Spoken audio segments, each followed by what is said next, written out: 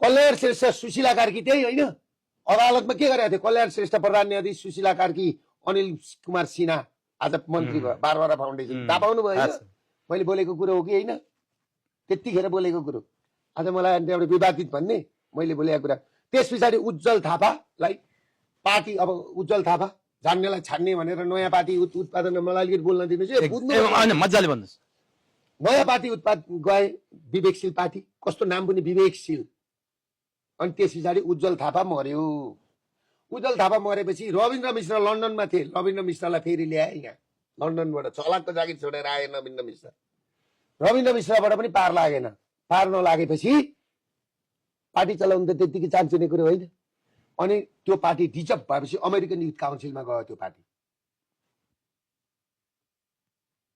र उसले के गर्यो भने काउन्सिलले स्वतन्त्र उम्मेदवारहरू उठाउने अनि स्वतन्त्र उम्मेदवार अब गरेर अनि तयारी गरेर उसले क्लास दियो क्लास दिइसकेपछि फर्स्टमा बालेनलाई तयार गर्यो बालेनमा सफल भयो उनीहरू बालेनमा सफल भइसकेपछि नि अनि उनीहरूले राजसभालाई प्रयोग गरे र त्यो युथ काउन्सिलबाट के भयो तपाईँलाई थाहा छ अमेरिकन युथ काउन्सिलले जुन विवेकशील पार्टीलाई ल्याएको थियो नि त्यो पार्टीबाट 70% मान्छे रवि लामिछानेको पार्टीमा पठाए 30% मान्छे बालेनको वरिपरि राखे यो कुरा मैले नजिकबाट हेरेको थिएँ नजिकबाट मलाई विवादित भन्नेले आउन् न म टेबलमा मसँग प्रमाण छ सिंह दरबार कसरी जलाउनु पर्छ भन्ने प्रमाण छ मसँग म त्यतिकै बोलेको होइन मैले तपाईँलाई बुझाउनु छ तपाईँ जतिको सुवेदीजी पत्रकारले बुझ्नुपर्छ यो देश तपाईँको पनि आज तपाईँले एकदमै यो सामान्य मान्छेले पनि बुझ्ने गरी भन्नु त्यस पछाडि जब त्यस पछाडि बालेन सफल भइसकेपछि हेर्नुहोस् बालेन पिसा फेर्न गएको समाचार भन्थ्यो अनलाइनमा सेतो पार्टीमा बुझ्नुभयो तर हामीले विदेशबाट लास ल्याएको कुरा लेख्दैन थियो सेतो पार्टी अनलाइनले 37 वटा लास ल्याउँदा भनेपछि कहाँ रहेछ कुरो तर बालेन पिसा फेर्न जाँदा बालेनको चस्मा भित्रको राज बालेनका दारी भित्रका राज बालेनका चाहिँ के का राज भनेर आउँथ्यो कि आउँदैन थियो कस्तो बनाउँदो रहेछ त्यस पछाडि रासापाला ल्याइयो पुरै भरमुत गुगल उनीहरूको त्यो पनि डिजाइन अन्तर्गत ल्याइयो गुगल उनीहरूको फेसबुक उनीहरूको भयभरको शक्ति त्यही प्रयोग गरेर एउटा कुरा बुझ्नु न बालेनले एक क्लिक गर्दाखेरि 1 सेकेन्डमा 80,000ले लाइक गर्छ संसारमा ट्रम्पको हुँदैन मोदीको हुँदैन सीको हुँदैन पुटिनको हुँदैन अनि यस्तो मिडिया चलाएर अनि त्यस पछाडि कुरा के हो तपाईँलाई थाहा छ मैले नजिकबाट हेरेको थिएँ हेर्नु तर सत्य अल्पमतमा हुन्छ तर विजय सत्यकै हुन्छ म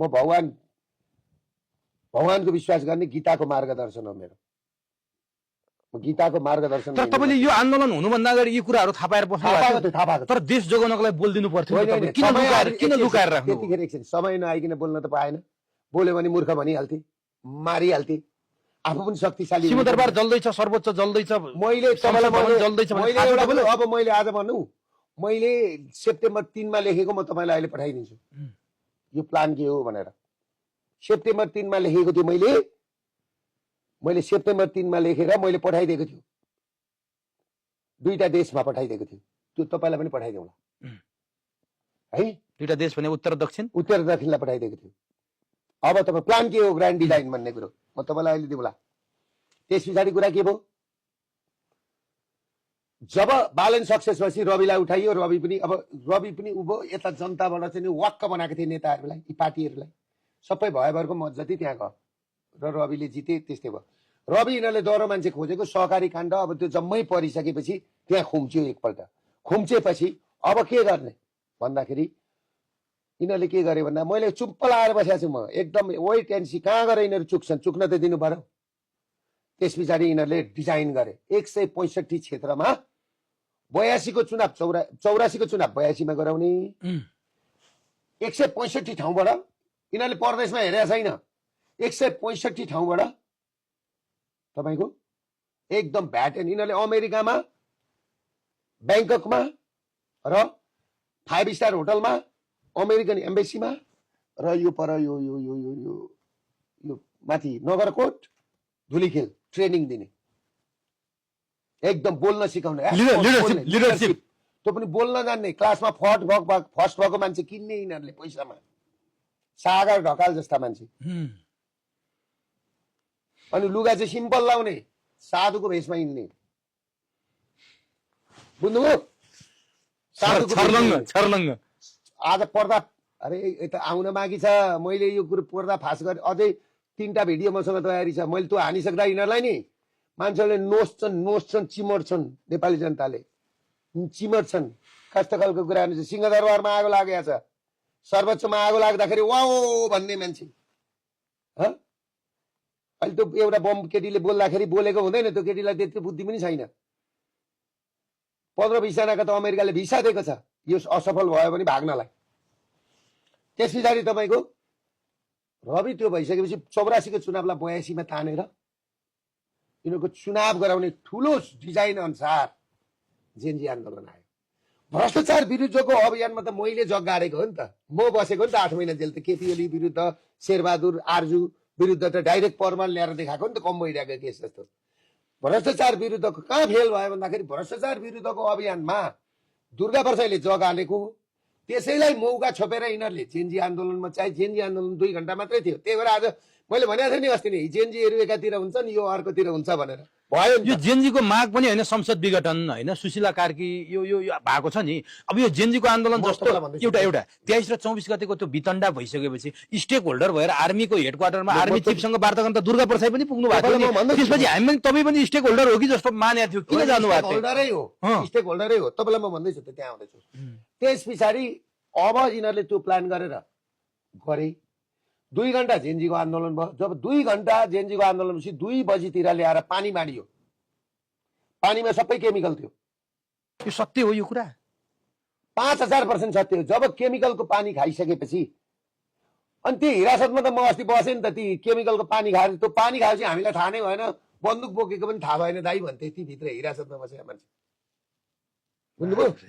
बन्दुक खोज्ने, पुलिसको ड्रेस लाउने, नाच्ने, लुगा खोलेर फ्याँक्ने, हिँड्ने, त्यो केमिकल पानीले गर्दा त्यो केमिकलले मान्छे होसमा छैन। जे पनि गर, भोलि दिनभरि त्यही पानी बाँडेर रक्सी खुवाएर मान्छे लगेर चाहिँ सिंहदरबारमा आगो लगाएर, सर्वोच्चमा आगो लगाएर देशका सम्पदा डढाइसकेपछि तपाईँलाई एउटा कुरो के थाहा छ? बुझ्नु भएको छ?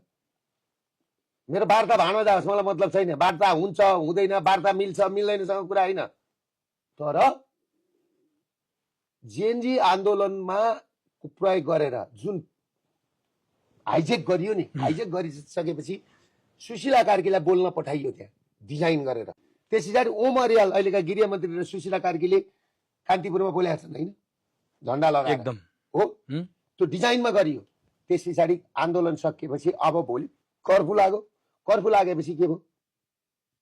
कर्फ्यू लागेपछि के भयो भन्दाखेरि अनि मलाई पनि स्टेक होल्डर भनेर बोलाइयो। तर सुशीला कार्कीलाई प्रधानमन्त्री बनाऊ, आर्मीसँग वार्ता गर भनेर जेनजीलाई निर्देशन दिने त बालेन शाह हो नि फेरि। तपाईँ कहाँबाट त्यहाँ इन्ट्री हुनुभयो भने? म बालेनको कुरामा आउँदैछु नि त। यो देशको सबैभन्दा अपराधी मान्छे नै अपराध गरेकै बालनको उसमा हो नि त। म तपाईँलाई भिडियोमै देखाएको छु त।